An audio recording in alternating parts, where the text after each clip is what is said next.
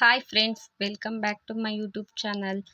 ನಾವಿವತ್ತು ಹೊರನಾಡಿಗೆ ಹೋಗಿದ್ವಿ ಫ್ರೆಂಡ್ಸ್. ಯಾಕೆ ಅಂದರೆ ನನ್ನ ಮಗನಿಗೆ ಅನ್ನಪ್ರಾಶನ ಮಾಡಿಸೋಣ ಅಂತ ಹೋಗಿದ್ವಿ. ನಾವು ಫ್ಯಾಮಿಲಿ ಎಲ್ಲರೂ ಹೋಗಿದ್ವಿ. ಬೆಳಗಿನ ಜಾವ 4:45 ಮನೆಯಿಂದ ಹೊರಟ್ವಿ. ಅಲ್ಲಿಗೆ 10 ಗಂಟೆ 10:30 ರೀಚ್ ಆಗಿದ್ವಿ. ಅಲ್ಲಿ ಹೋಗ್ಬಿಟ್ಟು ಎಲ್ಲ ಟಿಫನ್ ಎಲ್ಲ ಮುಗಿಸ್ಕೊಂಡು ಎಲ್ಲ ರೆಡಿಯಾಗಿ 10:30 11 ಗಂಟೆಗೆಲ್ಲ ದೇವಸ್ಥಾನಕ್ಕೆ ಹೋದ್ವಿ ಫ್ರೆಂಡ್ಸ್. ಎಲ್ಲರೂ ದೇವಸ್ಥಾನಕ್ಕೆ ಹೋಗಿ ಆಮೇಲೆ ಫಸ್ಟ್ ಹೋಗಿ ದೇವ್ರ ದರ್ಶನ ಎಲ್ಲ ಮಾಡಿ ತುಂಬ ಚೆನ್ನಾಗಿ ದರ್ಶನ ಆಯಿತು ಫ್ರೆಂಡ್ಸ್. ನಾವು ಬುಧವಾರ ಹೋಗಿದ್ವಿ, ಹಾಗಾಗಿ ತುಂಬ ಏನು ರಶ್ ಇರಲಿಲ್ಲ. ತುಂಬ ಹತ್ರದಿಂದ ಚೆನ್ನಾಗಿ ದೇವ್ರ ದರ್ಶನ ಮಾಡಿದ್ವಿ. ಫಸ್ಟು ಹೋಗಿ ಅಲ್ಲಿ ದೇವ್ರ ದರ್ಶನ ಮಾಡಿಕೊಂಡು ಆಮೇಲೆ ಅನ್ನಪ್ರಾಶನ ಮಾಡಿಸೋದಕ್ಕೆ ಒಂದು ಕೌಂಟರಲ್ಲಿ ಚೀಟಿ ಕೊಡ್ತಾರೆ. ಅದನ್ನು ಅಮೌಂಟ್ ಕಟ್ಟಿಬಿಟ್ಟು ಆ ಚೀಟಿ ತಗೋಬೇಕು ಫ್ರೆಂಡ್ಸ್. ಚೀಟಿ ತಗೊಂಡು ಹೋಗಿ ಆಮೇಲೆ ಅಲ್ಲಿ ಅರ್ಚಕರು ಇರ್ತಾರೆ, ಅವ್ರ ಹತ್ರ ಕೊಟ್ಟರೆ ಪೂಜೆ ಮಾಡಿ ಅನ್ನಪ್ರಾಶನ ಮಾಡಿಕೊಡ್ತಾರೆ.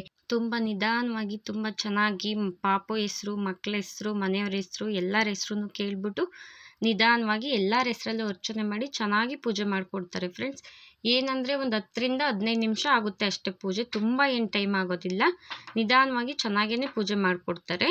ನೀವು ಯಾರಾದರೂ ಅನ್ನಪ್ರಾಶನ ಮಾಡಿಸ್ಬೇಕು ಹೊರನಾಡಲ್ಲಿ ನಂಗಿದ್ರೆ ಮಾಡಿಸಿ. ಅನ್ನಪ್ರಾಶನಕ್ಕೆ ಚೀಟಿ ಅಮೌಂಟು 300 ರೂಪಾಯಿನೂ ತಗೊಳ್ತಾರೆ ಅಷ್ಟೇ. ನಾವು ಚೀಟಿ ತಗೊಂಡು ಪೂಜೆ ಮಾಡಿಸಿದ್ವಿ. ಸೋದ್ರ ಮಾವ ಯಾರಾದರೂ ಬಂದಿದ್ದರೆ ಅವ್ರ ಹತ್ರ ಕೂರಿಸ್ಬಿಟ್ಟು ಪೂಜೆ ಮಾಡಿಸ್ತಾರೆ. ನಮ್ಮ ಜೊತೆ ಸೋದ್ರ ಮಾವ ಯಾರು ಬಂದಿರಲಿಲ್ಲ, ಹಾಗಾಗಿ ನಾವೇ ಕೂರಿಸಿ ಪೂಜೆ ಮಾಡಿಸಿದ್ವಿ. ಪೂಜೆ ಆದಮೇಲೆ ನೀವೇನಾದರೂ ಅನ್ನಪ್ರಾಶನ ಮಾಡಿಸೋದಕ್ಕೆ ಬೆಳ್ಳಿ ಬಟ್ಲು ತಗೊಂಡೋಗಿದ್ರೆ ಅದೇ ಬೆಳ್ಳಿ ಬಟ್ಲಲ್ಲಿ ಪ್ರಸಾದನ ಕೊಡ್ತಾರೆ. ಏನಾದರೂ ತಗೊಂಡು ಹೋಗಿಲ್ಲ ಅಂದರೆ ಅವರೇ ಒಂದು ಲೋಟದಲ್ಲಿ ಕೊಡ್ತಾರೆ. ನಾವು ತಗೊಂಡೋಗಿದ್ವಿ. ಆ ಬೆಳ್ಳಿ ಬಟ್ಲಿಗೆ ಬೆಳ್ಳಿ ಸ್ಪೂನು ಅಥವಾ ರಿಂಗಲ್ಲಿ ತಿನ್ನಿಸ್ಬೋದು. ನಾವು ರಿಂಗಲ್ಲಿ ತಿನ್ನಿಸಿದ್ವಿ. ಅವ್ರ ಅಪ್ಪ 3 ಸಲ, ಆಮೇಲೆ ನಾವು 3 ಸಲ, ಆಮೇಲೆ ಮನೆಯವ್ರ ಫ್ಯಾಮಿಲಿಯವ್ರು ಯಾರ್ಯಾರು ಹೋಗಿರ್ತೀವಿ ಎಲ್ಲರೂ ತಿನ್ನಿಸಿದ್ರು. ನನ್ನ ಮಗ ಚೆನ್ನಾಗಿ ತಿಂದ. ನಾನು ಫಸ್ಟ್ ಟೈಮ್ ತಿನ್ನಿಸೋದಲ್ವಾ, ತಿಂತಾನೋ ಹೆಂಗೋ ಹೇಗೆ ಮಾಡ್ತಾನೋ ಅಂದ್ಕೊಂಡಿದ್ವಿ.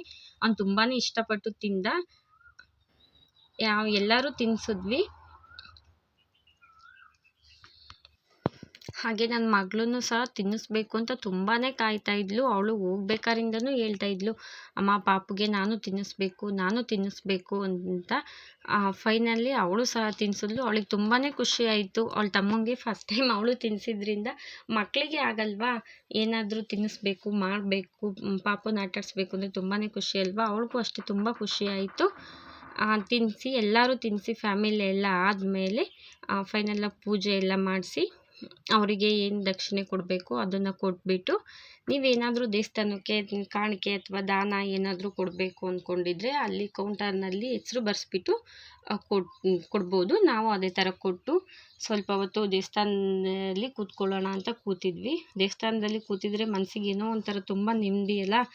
ನಾವು ಪ್ರಸಾದಕ್ಕೆ ವಿಚಾರಿಸಿದ್ವಿ. ಅಲ್ಲಿ ಪ್ರಸಾದ 12:30 ಮೇಲೆ ಅಂತ ಹೇಳಿದ್ರು. ಹಾಗಾಗಿ ಇನ್ನೇನು ಮಾಡೋದು, ವೆಯ್ಟ್ ಮಾಡಲೇಬೇಕಲ್ಲ, ಬಂದಿರೋದೇ ಹೊರನಾಡಿಗಂತೆ, ಪ್ರಸಾದ ತಗೊಳ್ದಲ್ಲಿ ಹೋಗೋದಕ್ಕಾಗುತ್ತಾ. ನಾವು ವೆಯ್ಟ್ ಮಾಡಿದ್ವಿ. ಒಂದು ಅರ್ಧ ಗಂಟೆ 1 ಗಂಟೆ ಟೈಮ್ ದೇವಸ್ಥಾನದಲ್ಲೇ ಕೂತಿದ್ವಿ. ಫ್ಯಾಮಿಲಿ ಎಲ್ಲರೂ ಟೈಮ್ ಸ್ಪೆಂಡ್ ಮಾಡಿಕೊಂಡು ದೇವಸ್ಥಾನದಲ್ಲಿ ಶಾಪಿಂಗ್ ಮಾಡೋರೆಲ್ಲ ಶಾಪಿಂಗ್ ಮಾಡಿದ್ರು. ಮಕ್ಕಳು ಇದ್ದರೆ ನಿಮಗೆ ಗೊತ್ತಲ್ವಾ, ಶಾಪಿಂಗ್ ಮಾಡ್ದಲ್ಲೇ ಬರೋದಕ್ಕಾಗುತ್ತಾ. ಆಮೇಲೆ ಪ್ರಸಾದ ಸ್ಟಾರ್ಟ್ ಆಯಿತು. ನಾವು ಎಲ್ಲರೂ ಪ್ರಸಾದಕ್ಕೆ ಹೋದ್ವಿ.